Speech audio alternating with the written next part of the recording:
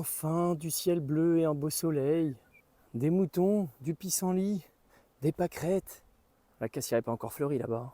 On a encore un peu de temps. Ouh, plein d'abeilles qui attendaient le soleil pour sortir, enfin. Vol de propreté, vol de repérage pour les nouvelles nées et les butineuses qui font déjà des allers-retours. On voit bien là, les nouvelles nées là, qui font des espèces de petits cercles d'avant en arrière vers la ruche. Elles se repèrent par rapport à la ruche pour que quand elles vont sortir, partir, qu'elles puissent se retrouver et revenir à la maison. On les voit bien là remonter au-dessus de la ruche, s'envoler, revenir et ainsi de suite. Hello les amis, comment allez-vous cette semaine? Bon, week-end de Pâques passé, on est mercredi. Il commence à faire meilleur. Là j'ai du 16 degrés indiqué, mon petit thermomètre en plein soleil là derrière les ruches affiche 20 degrés, donc c'est parfait pour aller visiter les ruches. Elles avaient hâte de sortir, on le voit derrière. Les quelques jours de froid, pluie là, les ont fait patienter, les ont fait rester enfermées dans les ruches, donc elles étaient impatientes je crois. Donc là ça repart tranquillement, même si le reste de la semaine n'est pas encore foufou. C'est mieux, il fait un peu plus doux, mais c'est pas encore foufou.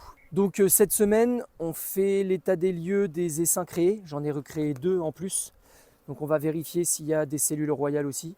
On fait le petit tour des hausses, voir un peu où ça en est. Et puis je pense que je vais faire la petite théorie pratique sur la rotation des cadres. Parce que cette semaine, dans les ruches, j'ai pas grand chose à faire. Je vais juste faire les CR encore une fois. Et encore, je sais pas si je vais les faire sur toutes.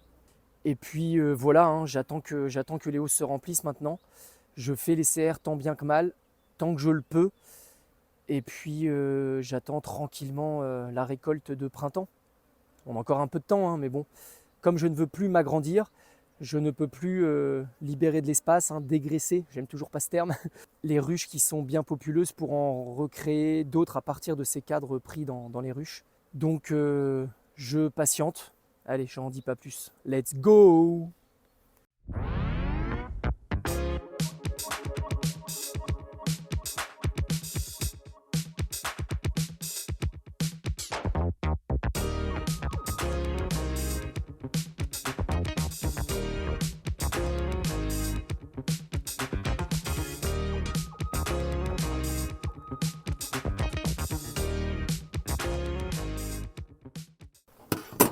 Allez, on va dans le vif du sujet. Ma petite reine vierge qui était née il y a 1 semaine maintenant. Est-ce qu'il y a du nouveau? Bon, il a fait semi-beau. Donc, est-ce qu'elle va s'être faite féconder? C'est moins sûr. Je vais quand même prendre le temps cette fois de faire tous les cadres cette fois-ci.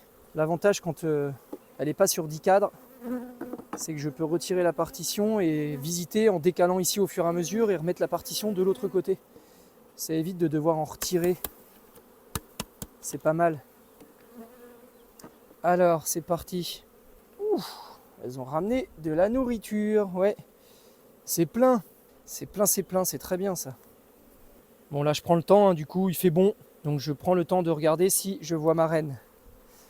Et si je vois que c'est une vierge encore, qu'elle n'est pas fécondée, je referme de suite. Je la perturbe pas.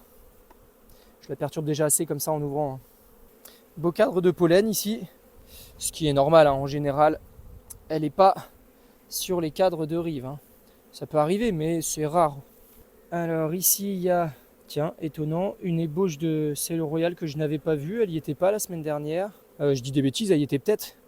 Puisque la semaine dernière, j'ai vérifié directement le cadre numéro 8 sur lequel il y avait des cellules royales. Donc c'est possible que ce soit une ébauche qui n'a pas été prise en charge. C'est un peu plus calme que la semaine dernière. Toujours personne à l'horizon. Je regarde s'il y a de la ponte aussi. C'est possible qu'il y en ait déjà, mais c'est possible qu'il n'y en ait pas encore. On est à 20 jours. Une reine met 16 jours à naître.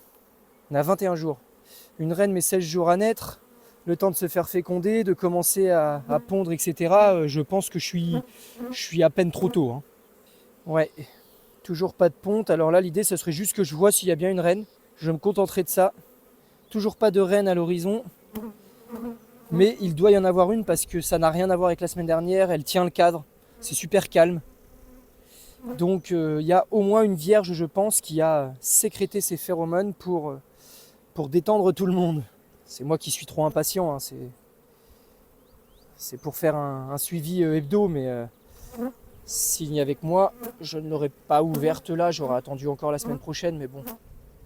Ça permet d'avoir un vrai visu. Et bien le dernier cadre, et je n'ai vu personne, par contre c'est ultra calme. Ça n'a absolument rien à voir. Donc ça peut être bon signe. Après, ça ne veut rien dire. Hein. Je vais être patient encore une semaine hein, parce que c'est bien trop tôt. S'il faut, elle est tout juste fécondée. Et si ça se trouve, elle est même en train de se faire féconder. Donc on va être patient. Bon, et bien voilà, je remets ça. Statu quo pour cette ruche. On va être patient. Hein. Je l'ai décalé. Je remets la partition du coup côté droite, toujours par rapport à l'entrée-sortie de la ruche. Ça m'a permis de décaler. Et celle-ci, on va patienter une petite semaine de plus. Allez, on continue sur les visites des essaims. Pour la 02, je ne l'ouvre pas. Hein. On a vu la semaine dernière hein, dans la vidéo, hein, je vous la remets ici, qu'il y avait des CR tout juste operculés, voire pas operculés. Donc ça sert à rien que j'ouvre là pour voir s'il y a toujours les CR. Là on est encore un petit peu tôt.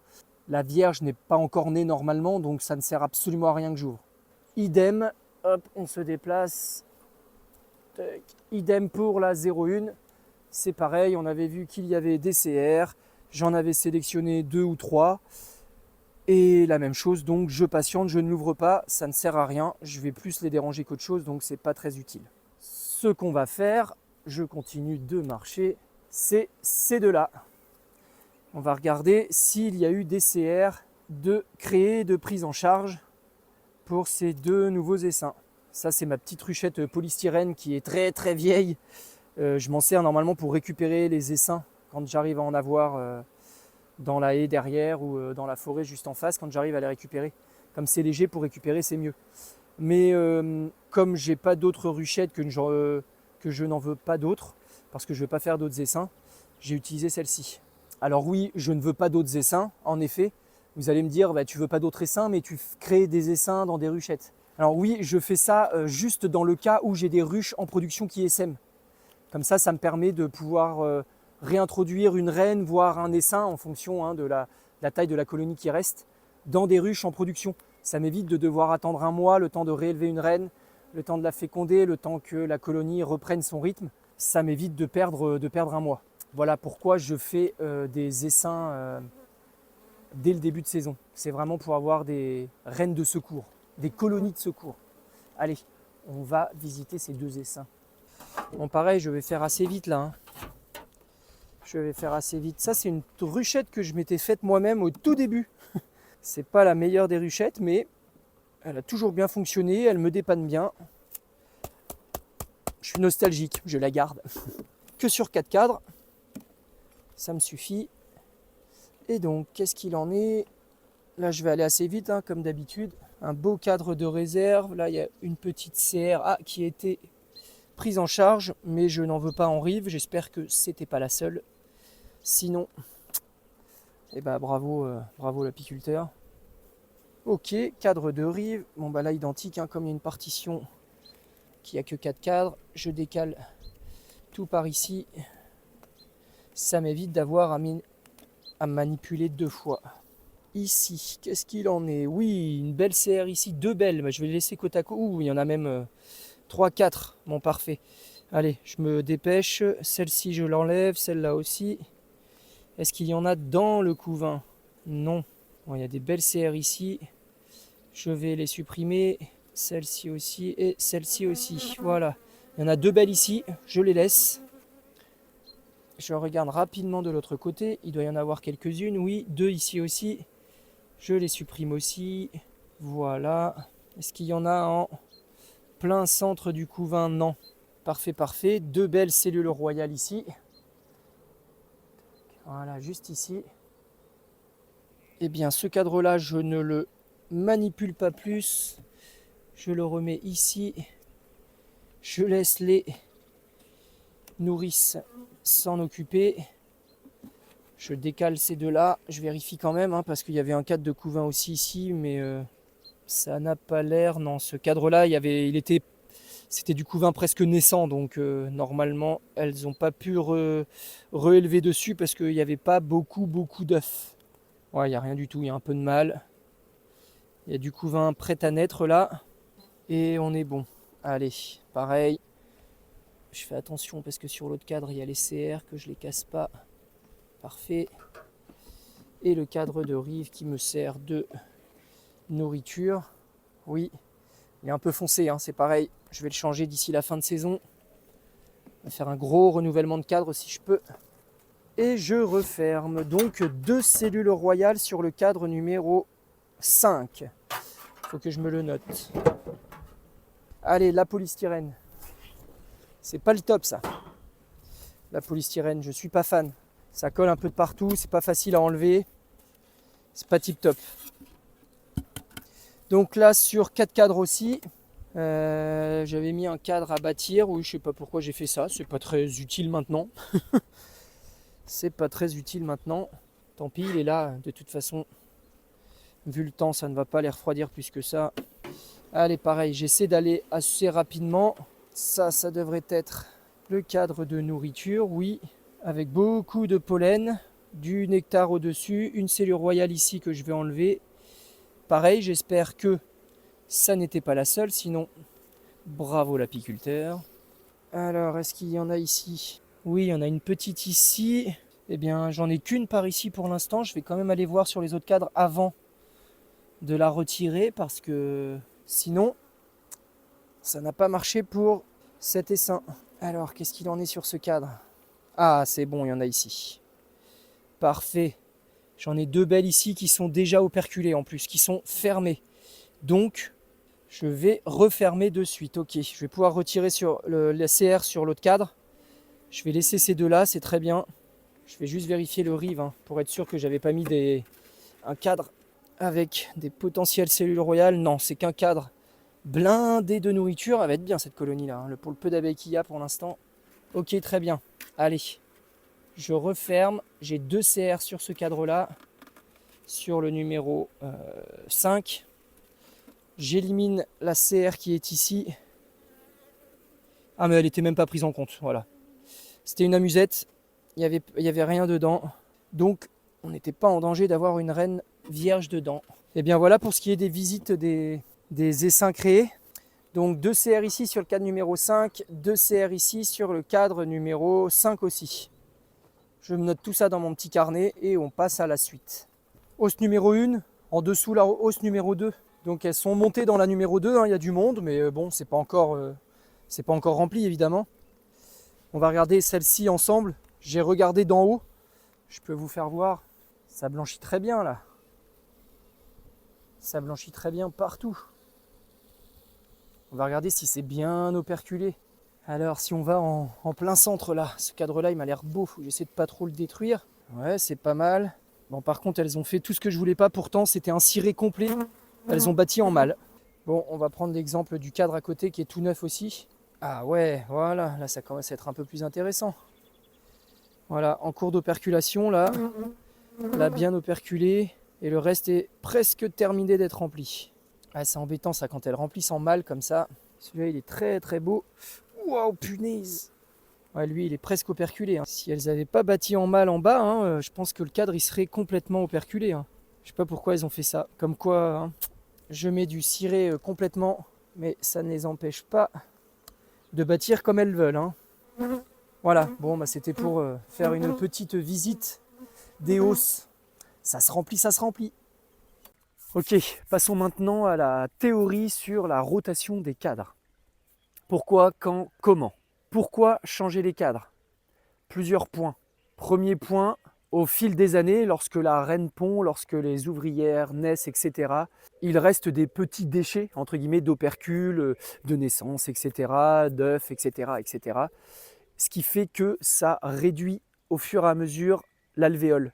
Et donc plus l'alvéole se réduit et plus les abeilles qui sont à naître sont petites, ce qui fait qu'elles seront moins fortes, moins puissantes, moins efficaces, etc. Deuxième point, en général, hors mielé, les cadres qui sont un peu mal construits, pas terminés de construire, qui sont pas comme les abeilles voudraient, on va dire. Elles sont en général boudées par les abeilles. Les abeilles ne viennent plus dessus, la reine ne vient pas pondre dedans. Troisième point, ça permet d'éliminer les vieux cadres qui sont, on va dire, infestés de produits chimiques lors des traitements. Ça évite qu'on garde trop longtemps dans les ruches des cadres qui ont eu de la mitrase, de l'acide oxalique, enfin bref, tous les produits de traitement, etc. que l'on met au fil des saisons. Voilà pour les 3 points principaux sur pourquoi je change moi ces cadres. C'est les 3 paramètres en général que moi je suis pour changer mes cadres. Passons au quand changer les cadres. En général, je change mes cadres au début du printemps et puis ensuite au fil de la saison. On fait ça en général pendant qu'il y a des belles mielées, au moment où on est sûr que les abeilles vont prendre en charge les nouveaux cadres, qu'elles vont les cirer et que surtout elles ne vont pas être perturbées. Parce que le fait d'insérer des nouveaux cadres dans la ruche, à côté du couvain, etc., forcément ça perturbe la colonie. Donc en général, au début du printemps et au cours de la saison, il y a quand même une limite. À la fin de la dernière mielée, en août ou septembre pour certains, en général les abeilles vont moins avoir envie de cirer, moins avoir envie de bâtir, donc c'est plus trop la période. Et ensuite, comment ? Eh bien, il y a quand même une petite règle ancestrale que je n'ai pas inventée, que j'ai vue dans tous les livres, même mes plus vieux livres des années 80, 70. Il y a quand même une règle à suivre justement pour éviter de perturber le moins possible la colonie. On va sur une ruche avec tous ces petits cadres. Voici donc une ruche avec des vieux cadres. Moi, pour me souvenir des cadres, j'utilise la même règle de couleur que pour marquer les reines. Je vous remets ici le petit résumé des couleurs par année. Là, en l'occurrence, nous sommes en 2025. J'ai fait l'ordre des cadres comme suit. Donc, en début de printemps, normalement, on est sur à peu près 4 cadres de couvain. Donc, les cadres 2024 et 2023, les verts et les rouges. Nous, l'objectif, ça va être d'éliminer toujours ceux en rive au fur et à mesure pour éviter de perturber le moins possible le couvain. Qu'est-ce que je fais ? En début de printemps, la colonie est plutôt assez forte, elle se développe plutôt bien. Ce que je fais, je retire les 2020, on voit bien, c'est des vieux cadres pour l'exemple. Je retire les 2020, je vais décaler les 2 blancs de 2021 que je mets en rive. Plusieurs écoles, alors comme d'habitude, autant d'apiculture que d'apiculteurs et inversement. On peut les mettre directement juste après le couvain ou pour un peu moins perturber et y aller plus doucement, on peut les mettre juste après les cadres de rive qui sont normalement de réserve et j'ajoute mes 2 cadres bleus 2025. Ça va permettre aux ouvrières pendant le début de printemps de cirer tranquillement ces 2 cadres sans perturber le couvain en ayant toujours un petit peu soit de réserve, soit un peu de place pour que la reine puisse pondre et donc que la colonie puisse s'agrandir jusqu'à 6 cadres de couvain.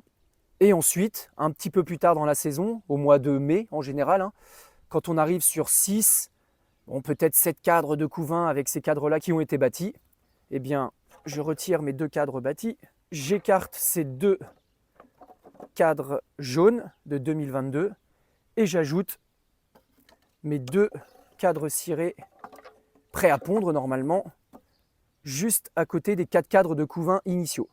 Ce qui fait que là, la reine a encore la possibilité maintenant de pondre dans ces 2 cadres-là. Il y a potentiellement du couvain sur les 2 cadres 2022. Et j'ai mes cadres de rive pendant la saison qui sont de la nourriture. Je pourrais, si vraiment l'année est exceptionnelle, que j'ai la possibilité de encore changer des cadres, je pourrais faire la même chose en milieu d'année, pas trop tard, comme je le disais juste avant, parce qu'après août, pour moi en tout cas, elles bâtissent beaucoup moins et je ne pourrais pas rajouter 2 cadres cirés comme ça, ça les ferait trop travailler, trop se nourrir, il y a un petit peu moins de fleurs et tout en fin de saison, donc ça pourrait être compliqué. Mais si vous avez un peu de retard comme moi, parce que moi je ne suis pas du tout le bon élève sur la rotation des cadres, si j'ai un peu de retard et que j'ai la possibilité de pouvoir rechanger d'autres cadres cirés, eh bien je fais la même chose, je retire 1 voire 2, si je peux les 2. C'est mieux de faire des changements pairs, ça permet d'avoir un ordre de cadre régulier. Mais je retire donc ces 2-là. Si là normalement vers fin de saison, il y a un peu moins de couvain, plus de nourriture, etc. J'écarte cela et je mets des nouveaux cadres.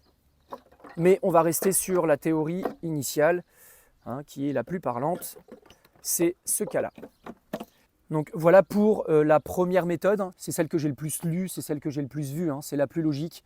On décale au fur et à mesure les cadres de chaque côté en rive, sans, en début de saison, casser le couvain. Et puis, on rajoute soit en position 2 et 9 des nouveaux cadres, puis ensuite on redécale ces cadres-là sur le côté encore, et on ajoute en position 3 et 8 les cadres qu'on avait mis en 2 et en 9. Ça permet de les rapprocher au fur et à mesure. Et dans le cas où on n'a pas à rajouter d'autres cadres pour éliminer cela, en pleine saison, je l'ai déjà fait, vous pouvez regarder dans mes autres vidéos, ça m'est arrivé, on a la possibilité de faire ça, parce que là la colonie va être beaucoup moins perturbée, elle est sur 6, 7, peut-être 8 cadres de couvain.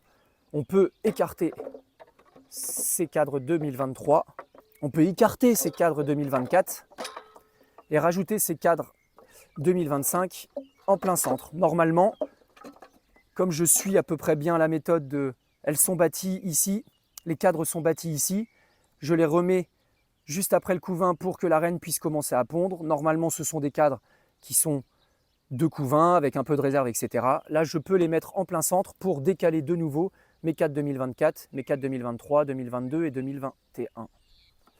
Deux méthodes, je remets tout ça en place. Voilà, on enlève les cadres de 2020, on met les cadres 2021 en rive, on met les 2025 bleus juste après les cadres de rive, on laisse bâtir, la reine va s'en occuper, le couvain durant l'année va prendre normalement 7, 8 cadres, on laisse comme ça. On a la possibilité ensuite de décaler ces deux cadres-là de couvain aussi, normalement, de les rapprocher un peu plus au centre. Et en cours de saison, une fois qu'on est au mois de mai, juin, allez, juillet grand maximum, mais vraiment grand maximum, on peut retirer ces cadres 2025. Là, on casse un peu le couvain, entre guillemets, mais bon, la colonie normalement est tellement forte, il y a tellement de couvains, tellement d'abeilles, la reine est à son apogée, on peut mettre les cadres 2025 en plein centre. Ce qui nous permet l'année d'après de faire la même chose. Je retirerai l'année prochaine les 2021, je mettrai les 2022 en rive, je mettrai deux cadres 2026 ici, je les laisserai bâtir, etc. Une fois que c'est bâti, j'ai la possibilité, en fonction de la puissance de la colonie, s'il y a déjà du couvain sur ces cadres-là, je peux déjà, entre guillemets, les mettre un peu où je veux, si la colonie est forte, soit ici pour les rapprocher au fur et à mesure du couvain, du centre de la ruche, et puis une fois que ça c'est fait, pareil, j'écarte tout ça, je remets mes cadres 2025 ici, comme ceci, et je mets mes cadres 2026 ici, et ainsi de suite.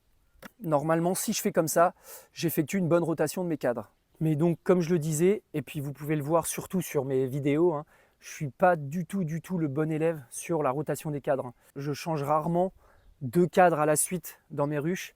J'en fais souvent un seul, et au fur et à mesure surtout. Je ne les fais pas les deux d'un coup. J'en fais un, puis peut-être 2 semaines après, s'il y a encore besoin, j'en rajoute un. Mais ça ne change pas grand-chose en soi, parce que j'en ai toujours 2. Donc j'essaie toujours de le mettre toujours en rive. Une fois qu'il est bâti, je le resserre au fur et à mesure. Donc que j'en fasse qu'un, j'en fais qu'un d'un côté. Et puis les 2 semaines après, je mets l'autre. Je le mets de l'autre côté et je les resserre au fur et à mesure. Donc dans tous les cas, je finis toujours par faire normalement une rotation de cadre avec 2 cadres, donc de chaque côté. Et je suis normalement symétrique à peu près. Comme d'habitude, je ne fais pas tout bien, tout dans les règles de l'art, on va dire. Mais il y a toujours des différences entre la théorie et la pratique. Bref, dans tous les cas, j'essaie quand même de changer au moins 2 cadres par ruche tous les ans pour justement éviter tous ces paramètres que j'ai mentionnés précédemment. Voilà, normalement, j'ai rien oublié. Comme d'habitude, dites-moi si vous faites autrement, si vous avez d'autres astuces, d'autres process qui sont peut-être plus simples, moins prises de tête, plus efficaces. Dites-moi, moi je sais que je fais toujours cette méthode, c'est la méthode que j'ai apprise au tout début, que j'ai lue en général dans les bouquins ou regardé dans les cours, etc. à Picole. Donc j'ai toujours fait de cette manière, écarter les cadres de rive, en rajouter, resserrer au fur et à mesure. Mais il y a peut-être d'autres méthodes, comme je dis toujours, j'ai été habitué à faire comme ça, donc je reste un peu tête baissée à faire comme ça, mais il y a peut-être d'autres astuces qui sont mieux et plus efficaces. Donc n'hésitez pas, dites-moi en commentaire. Voilà pour ce qui est de mes suivis de colonies créées, de mes essaims créés. Pour ce qui est de pourquoi, quand, comment faire la rotation des cadres, je pense que j'ai dit le principal de ce que je faisais, de ce qui se faisait, je pense. Donc j'ai fait le tour. Je m'arrête là pour cette semaine. Comme d'habitude, n'hésitez pas à vous abonner, lâcher un petit pouce en haut pour la motivation et le référencement, ça fait toujours plaisir. Et je me répète, mais dites-moi en commentaire si vous faites autrement, si vous avez d'autres astuces. Comme d'habitude, j'aime toujours vous lire, la chaîne est faite pour ça. Allez, je vous dis normalement à la semaine prochaine et d'ici là, portez-vous bien. Ciao, ciao!